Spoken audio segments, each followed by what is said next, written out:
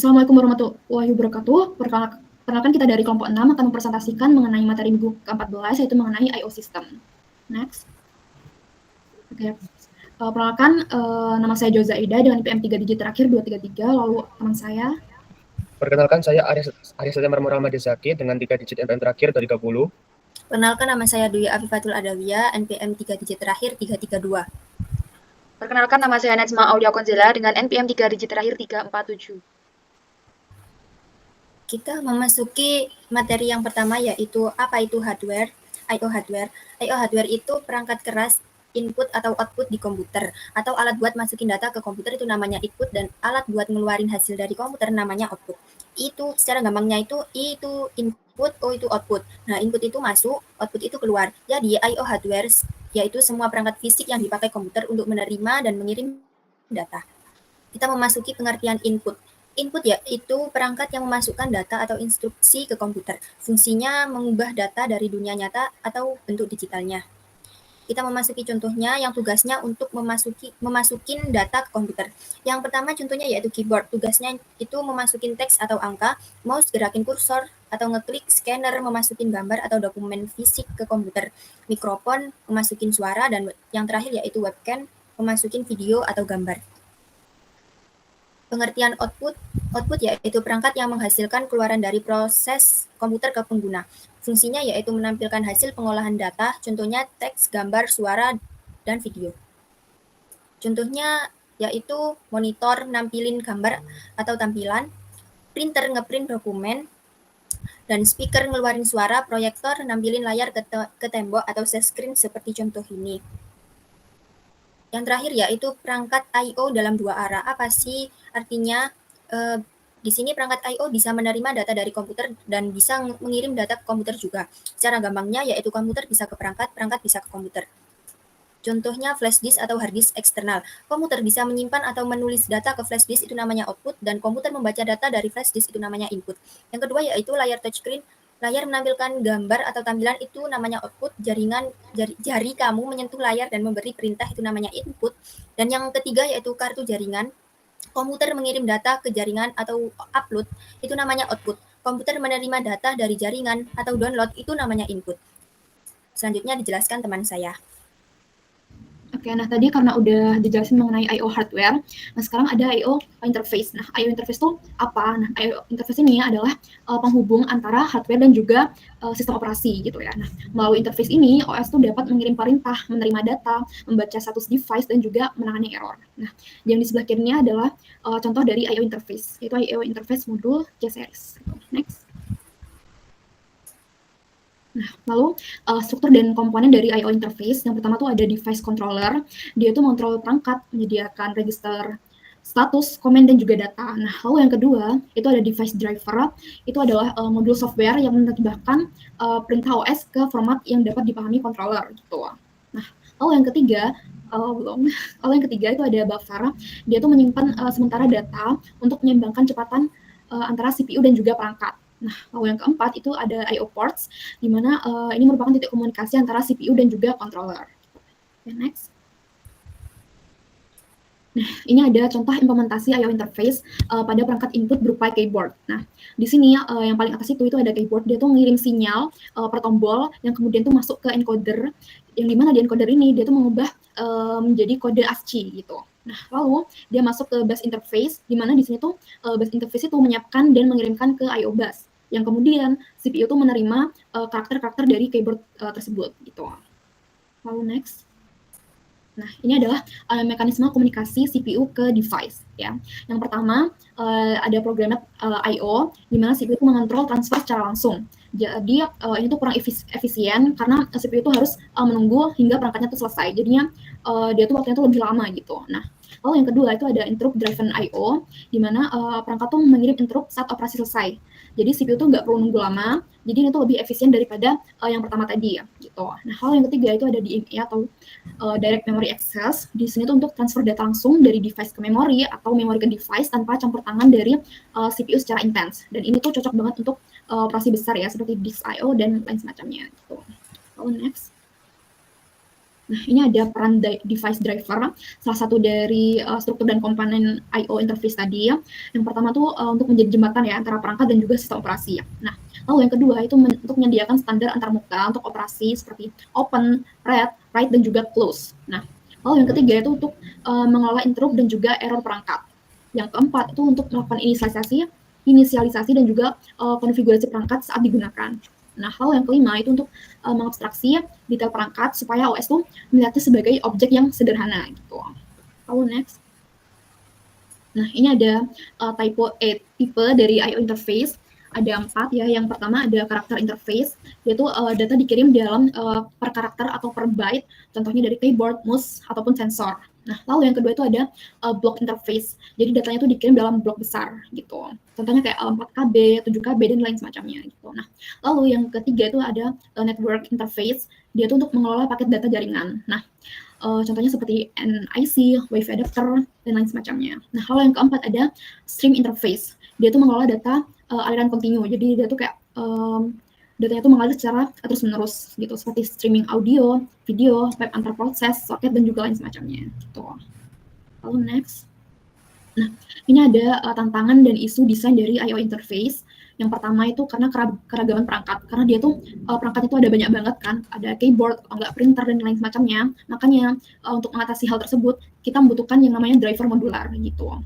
Nah, lalu yang kedua itu dari perbedaan kecepatan I/O ya, sehingga dari situ itu perlu yang namanya buffering dan juga sinkronisasi. Nah, hal yang ketiga itu adalah ada error handling. Error handling itu semacam misal kalau kita memakai printer, lalu kemudian di printernya tuh nyangkut gitu kertas. Kalau misalkan kita lagi mau ngeprint, terus nyangkut kertas, pasti di laptop kita tuh ada semacam ini apa sih ya?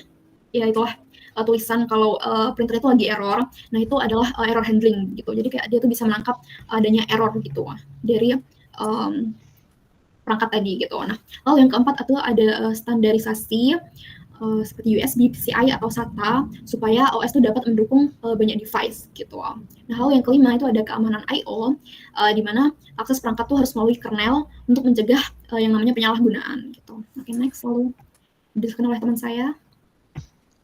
Nah, next yaitu kernel I/O subsystem. Merupakan bagian dari kernel yang tugasnya mengatur semua aktivitas input maupun output. Jadi, semua interaksi antara perangkat keras seperti keyboard, mouse, printer, hard disk, dan sistem operasi, dengan sistem operasi dan aplikasi ini dilewatkan melalui kernel I/O subsystem ini. Tujuannya yaitu agar proses I/O bisa berjalan lebih efisien, cepat, teratur, dan aman. Jadi aplikasi tidak langsung berhubung dengan hardware, tetapi melalui kernel I/O subsystem ini. Nah, kernel I/O subsystem punya beberapa fungsi utama. Yang pertama adalah memberikan abstraksi perangkat, yang artinya OS menyamakan cara pengguna perangkat walaupun bentuk hardware-nya berbeda-beda. Lalu, subsistem ini mengatur komunikasi antara perangkat keras dengan software supaya data bisa dikirim dan diterima dengan benar. Selain itu, kernel juga mengelola buffer, cache, dan antrian I/O untuk mengoptimalkan kecepatan dan kinerja sistem. Dan yang terakhir, yaitu subsistem ini menyediakan sistem call seperti read, write, open, dan close supaya aplikasi bisa menggunakan perangkat melalui kernel. Next. Selanjutnya ada arsitektur kernel I/O subsystem yang terdiri dari beberapa komponen penting. Yang pertama yaitu device drive, yaitu software yang bertugas menghubungkan OS dengan perangkat keras. Lalu ada device controllers, yaitu bagian dari hardware yang mengatur bagaimana perangkat beroperasi. Selanjutnya ada buffering dan caching, yaitu mekanis untuk mempercepat proses I/O dengan cara menyimpan data sementara atau data yang sering diakses. Kemudian ada spooling, yaitu penyimpanan antrian tugas I/O, misalnya untuk printer. Dan yang terakhir adalah sistem call interface, yaitu pintu aplikasi untuk menggunakan perangkat melalui kernel. Next.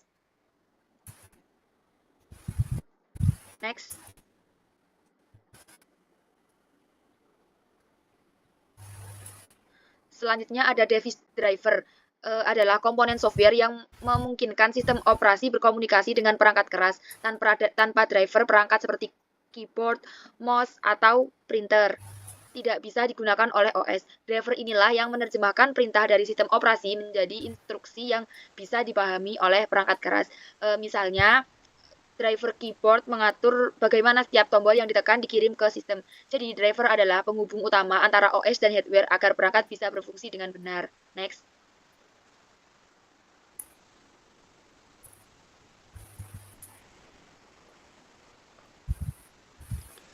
Selanjutnya yaitu buffering. Buffering adalah teknik penyimpanan data sementara selama proses input atau output berlangsung. Fungsinya untuk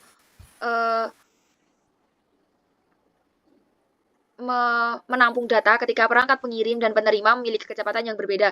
Misalnya, ketika CPU mengirim data terlalu cepat ke perangkat yang lebih lambat, buffer digunakan supaya data tidak hilang. Jadi, buffering memastikan proses I/O tetap stabil dan terhindar dari kehilangan data akibat ketidaksamaan kecepatan perangkat. Next.